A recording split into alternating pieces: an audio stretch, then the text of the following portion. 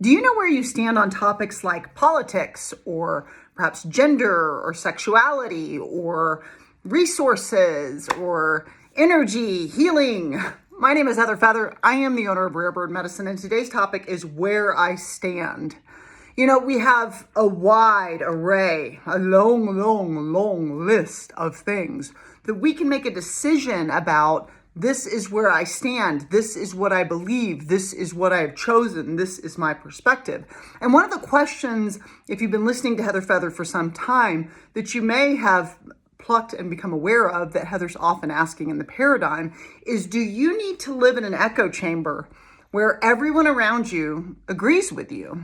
Or are you able to be open to philosophies that are quite divergent from you, that might offer, new thinking, new ways of considering things? It's one of the things that I often want to be present to is, and I often say, the role of Heather Feather is taken. So on the infinite list of topics available in the universe, it is highly unlikely I am going to meet an echo of me, a carbon copy, a doppelganger that not only looks like me, but believes everything I believe, because there are many topics, and tons of them I won't touch. Heather doesn't know how to drive a tractor. I don't know how to do heart surgery. I'm not an astronaut. There are all kinds of things available in this cosmos, and we only get so much time with a lifetime, and we're each focusing in different directions. But one of the things I've always wanted to be aware of is that I am kin to everyone. I'm not above anyone, and I'm not beneath anyone. And I spent a lot of my life with low self-esteem, not knowing my worth or value at all, not really even thinking of myself as a person or as an entity that is present in the room with others, And I've had to learn I'm not a worm under humanity's feet, but it also doesn't make me above anyone, no matter what I think, no matter what I study, no matter what I choose to believe. I'm an opinion sack. I just did a video called Master Healer, and Heather thinks I'm meta. I've been told I'm meta about what I'm meta about. I think in layers. I think about what I think about, right? I spend a lot of time in my heart and a lot of time in my head and not as much time in my body and a ton of time in spirit. So we're going to get in my body.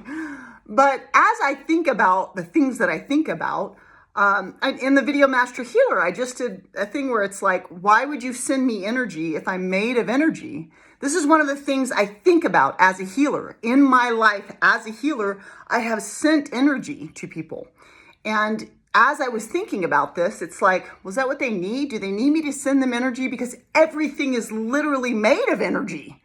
You know what I mean? And am I sending them energy? Or am I sending the intention that their energy is in alignment? Now, if you've ever sent energy to Heather Feather, thank you. I really admire, more atheistic and agnostic people that can appreciate when someone says, oh, I'll pray for you, that they just go, thank you. Like, even though that's not your philosophy, you don't have to go, well, that's the same as doing nothing. So, you don't have to agree with that person's philosophy. There are many studies that show, just like we can see that meditation can have a positive effect, the power of prayer can have a positive effect, and there have been studies done on that. So whether you choose to believe in it or not, you can still receive others from their perspective and where they are. Anyone that's ever sent me energy, thank you. You're welcome to send it still. Thank you. I don't know everything in the universe, even though I'm aware that things are made of atoms and energy. It's, again, information I've been given. Most of us are believing and vehemently speaking to pieces of information that we were handed and made a decision about. But even that, it's like, I have no idea. I'm not seeing with 1,000 eyes in every moment of now in all dimensions. And I don't necessarily understand the prize of what it means for you to send me energy. I just want to be aware, as I've studied master healers, that I don't necessarily want to hold you in a place of being sick, because I think there's tremendous power and profundity in holding you and knowing you as well. When I think of people that I've loved that are addicts, I think of them as well and enjoying their life, enjoying a nice cup of tea today, and and learning what they wanted to learn as a soul from that. I don't hold them as like struggling with it, because I want to hold them in a place of peace, and often struggling with that is not a place of peace. But I am aware that wherever I stand on any topic, is not necessarily right. And this is the tricky thing about the ego.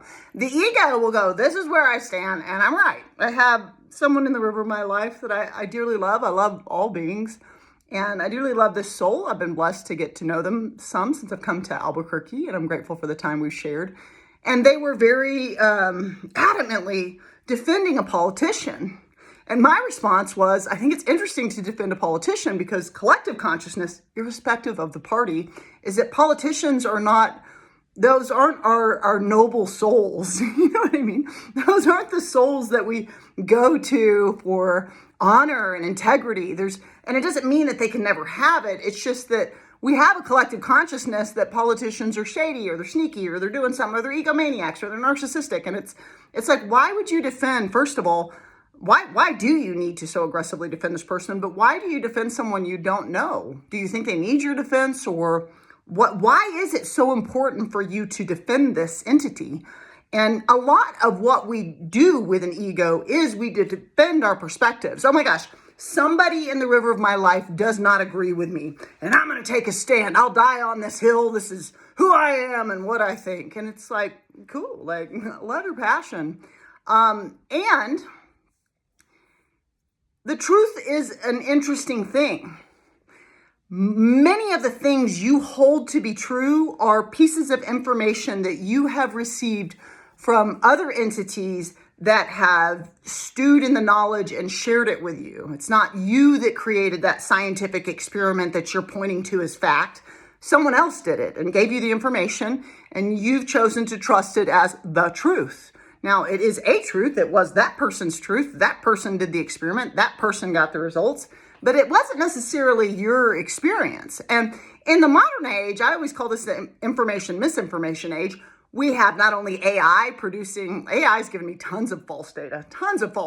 You know, I've asked about healing, and it's like, no, you have to have surgery and you have to it's like, no, we've had medicinal healing modalities and psychic surgeons and healers of all different fronts in this world throughout the dawn of time, and AI is not pulling that up, right? And so we have this infiltration of what many are calling is like the highest level of intelligence, AI.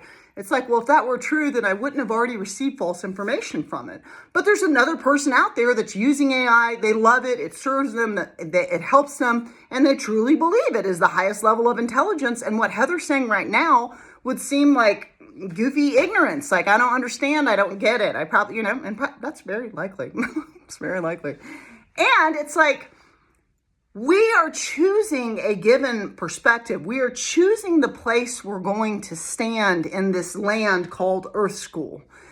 And how much does the place you stand allow others to be who they are?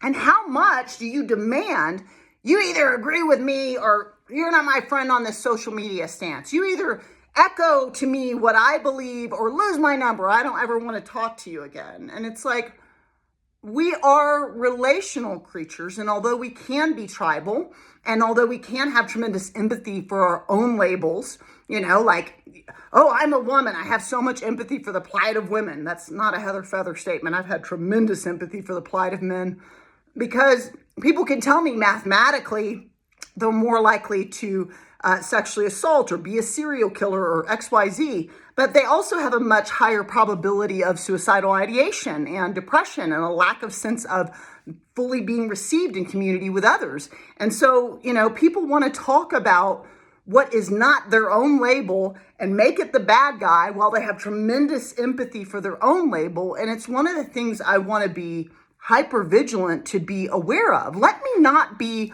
an empathy sack for myself while I vilify the world and vilify those that disagree with me, because it feels more comfortable for me to be around those that stand where I stand.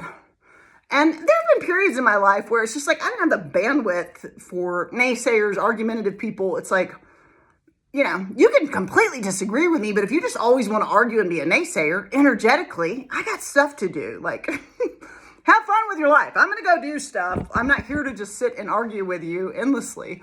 I'm happy to have a conversation about things that interest me, and things that you disagree with. How often are you willing to stand in and around those that are not playing the character called you. You can always subscribe to Rare Bird Medicine on YouTube. Amun.